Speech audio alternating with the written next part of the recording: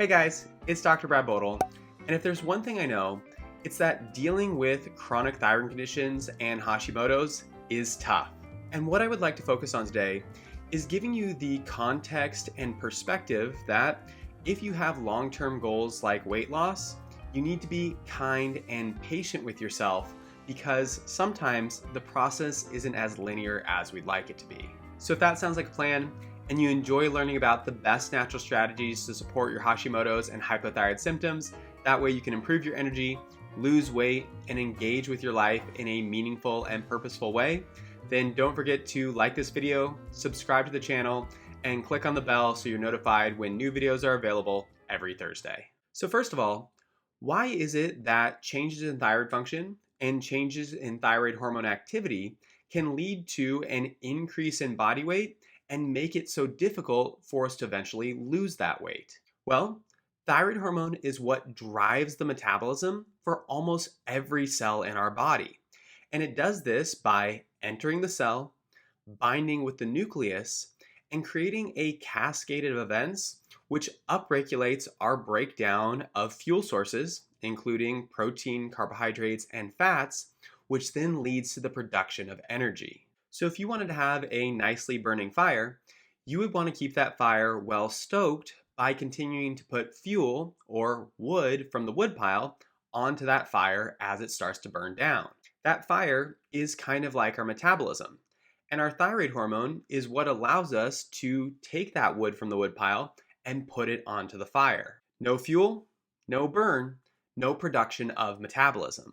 And if you think of that wood pile like stored energy in your body, then it makes sense that if you're not transferring it over to that burning fire, you're never going to be able to break down that stored energy, and it's going to continue to either accumulate or remain constant. This is why whenever I talk to people and they're putting in a lot of effort to try to lose weight, but they're not seeing any changes, I always remind them that it isn't due to lack of effort on their part. It's due to the fact that they don't have the metabolic and hormonal capacity to actually burn the fuel that they already have. So sure, you might be decreasing your calories and increasing your activity, but if you don't have the hormonal function to flip that switch and get that wood onto the fire, then it's going to severely limit your progress, if not impair it completely. Now, when I say that people need to be patient and kind to themselves, I'm not saying that they need to completely disregard their current problems and their goals. Nothing is worse than for someone to be struggling and frustrated than to be told, you know what, you just need to deal with it and your goals don't matter. Rather, what I want you to take away from this video is that when we have thyroid problems, there's a lot of different things that can also become involved that can then impact your weight. And as we're looking to make improvements in these areas, we need to understand the context and complexity of the situation. That way, it's easier for us to stay on track even when things aren't going perfectly, rather than beating ourselves up mentally and comparing ourselves to other people who might not have the same sort of challenges. So the first thing that we want to take into consideration is that our body is a learning machine, and it can learn good habits and it can also learn bad habits. But in either situation, our body is simply responding to the information that it continues to receive. Think of it this way. Has there ever been a song that you've really loved, and then one day it's covered by a different artist, and in an attempt to make it their own, they've changed the tempo, and they've also changed some of the ways that different notes are sung? Well, if you listen to the original song every day for 10 years, hearing this new version is probably going to be pretty jarring to you. It doesn't mean that one is better than the other or one is good and the other is bad. Maybe you have your opinions on that, but we can just say each person has their own opinion. But it is going to be different because your body is so used to learning it in that one particular manner. Now, I know this might not seem like it's related to our thyroid, but hang with me here. How long does it take people to get diagnosed with thyroid problems or Hashimoto's? A long time, right? And we know that for people with Hashimoto's specifically, sometimes it can be up to 5 to 7 years where they have positive antibodies and overt symptoms, but there isn't enough damage yet for there to be a change in TSH, and therefore, during that time, most doctors aren't going to do that additional testing and therefore they won't catch it. But the point is, whether it's 1 year, 10 years, or 20 years, every day during that time, your body is receiving the message that my thyroid isn't working properly, my metabolism isn't working properly, and therefore it has to change and adapt based on that information. Additionally, we also know that when we're dealing with some of these thyroid changes, we can see a downregulation in fat metabolism and an increase in glucose or carbohydrate metabolism in an effort to solve some of the energy crisis that our body is dealing with. Now, that's not something that's super helpful if our goal is to lose body fat. But if our body has been trained over many years to shift its metabolism in one direction, then it's going to take time to shift it back in a direction that's more advantageous for us. Here's an example of how this might look. A few years ago, I had a patient who came in and said, I was diagnosed with Hashimoto's 5 years ago, and currently I know that my life has a lot of stress. I'm relying on coffee to get me through the day. I'm not sleeping very well. But whenever I try to eat healthier, it makes me feel worse.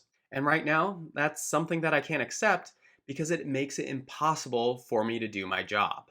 The problem for this patient was not only did she have thyroid issues for many years, but on top of that, she had a very high stress lifestyle that was making many of those original thyroid problems even worse. And although I never want anyone to feel poorly, sometimes we have to recognize that these adaptation phases can be hard and they can take some time. And while we'd all love that switch to be instant, it's not going to be that way because your body is so tuned in to what it's been doing for so many years.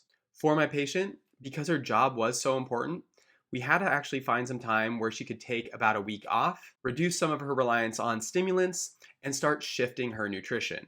Even with that gap in her work, things weren't perfect right away, and when she went back into that environment, there was almost an additional adjustment period that we had to deal with. And although my patient did have a goal of losing weight, we had to first work to get her energy level stable. That took a period of a few months, and it wasn't until that time when her weight started to consistently and positively change for her. This situation is the perfect representation of being patient and kind to yourself. Like I said, I'm not suggesting that losing weight doesn't matter, but due to the fact that we were seeing progress and improvements in other areas, I knew that her physiology was responding in a positive way, and if we could continue to improve her health overall, then I knew that the weight loss would follow. Remember, consistent weight loss is a byproduct of good health, not the other way around. And although sometimes you can force the issue and lose weight in spite of your health, I can guarantee that those results are going to be short-lived, unsustainable, and not serve your health in the long run. The other thing that we want to take into account is in addition to our metabolism being trained and shifted in a manner that is inefficient for us, there's also a myriad of other factors that can impact our immune system, shift the way that our thyroid is functioning, and therefore significantly slow down our weight loss progress. Sometimes we get overly focused on our two favorite things. How much am I eating and how much am I exercising? And we forget that there are other things that can go on in our lives that can affect our metabolism just as much, if not more. Getting an infection and falling ill, having a huge increase in stress, not getting regular and consistent sleep, or maybe you have unhealthy sex hormone function. All of these have massive implications for our weight loss and our metabolism. And way too often, I'll see people, even people who have already had success with some weight loss, get to a point where they feel like they're stalling out. But they're not stalling. Their body is just responding to additional stresses in their environment. And it's not crazy to think that if your boss is being tough, you have a deadline coming up, and your kids aren't sleeping well, that your body won't respond well to that, and your weight loss is going to slow. Here's another example for you. One of my patients had thyroid problems, significant insulin resistance, severe PMS symptoms, and heavy menstruation. And what we noticed was, during the first half of her cycle, she was able to lose a couple pounds every month. But as soon as the second half started, she would notice an increase in symptoms, increase in bloating, and also the weight would come back. She'd been trying to lose weight for years, and she had tried every kind of diet and every kind of exercise, and she always stayed within that same 5 pounds. Well, as her and I discussed, although nutrition and exercise can be a lever for her that can have a positive impact on her health, she wasn't going to be able to make any significant progress until she was able to balance her hormones. As you all know, sex hormones can be really tough and they can be very difficult to get right. And over a period of about 4 to 5 months, my patient only had weight loss of about 4 pounds. Now, this was something that she was very frustrated with. And I agreed with her that in the grand scheme of things, we wanted to see much more change in this area. However, by the time we got to that 5 month mark, there had been a complete 180 in terms of her hormonal symptoms. She noted that her periods had never been this good. The week before her period, she felt like herself. And during her period, it was a more normal flow and it only lasted 5 days. As her sex hormone function continued to improve, that's where we started to see better changes with her weight. Those gains that she used to make during the first half of the month would carry over into the second half of the month, and she was able to lose weight during that time as well. So while before, in total, she was barely losing a pound a month, after a year's time, she was down 25 pounds. Now at this point, she still had some weight that she wanted to lose, but 25 pounds was a significant change, and because her hormonal health had improved so much, we knew that her foundation was much stronger, and not only did she have less symptoms overall, but she had set herself up for long-term success. But this is something that she would have never been able to do if she continued to only focus on the weight and ignore some of these other aspects of her health. And to use that last story as a jumping off point, the final thing that we want to keep in mind is that long-term weight loss takes a long time. We all see the social media posts or the magazines in the grocery store that say things like, lose 15 pounds in a week. And while that might sound great, it can create unrealistic expectations, especially for people who have these underlying conditions. That last patient I mentioned only lost 4 pounds in 4 months. And I've had other patients say things like, well, I didn't lose any weight this week, so I must be doing something wrong. But as we've been saying throughout the entirety of today's video, there's a lot of things that factor into our weight. Sometimes they're things that we're aware of, and sometimes they're things that we're not. But because of the complexity of our metabolism, weight loss is never going to be as linear as we'd like it to be, and it's never going to be as fast as we would like it to be. Consider this. While there are situations with thyroid problems where weight can fluctuate dramatically and quickly, for most people, it's a process that takes place over many years. If we want to do things in a healthy and sustainable way, getting that weight off is also going to take multiple years. So having a focus where we want to lose weight for a week or even a month isn't going to serve us very well when we're dealing with chronic conditions. And during that multi-year time period, your weight loss might be slower than you expect it to be, but it might be appropriate for your body. Telling someone that they might only lose 2 pounds a month sounds like nothing. But if you lose 2 pounds every month for 12 months, suddenly you've lost 24. And for a lot of people, that is a significant change. Would we like it to be more? Sure. And there are going to be instances where that's possible. But the nice thing is, as you continue to focus on your health as a whole, those changes will accelerate for you as your energy improves, your fitness improves, and the reduction in weight allows you to better manage inflammation. The problem is, when those changes are small in the beginning, it's easy for us to get discouraged, especially when we don't have the concept of what the big picture looks like. Progress is still progress.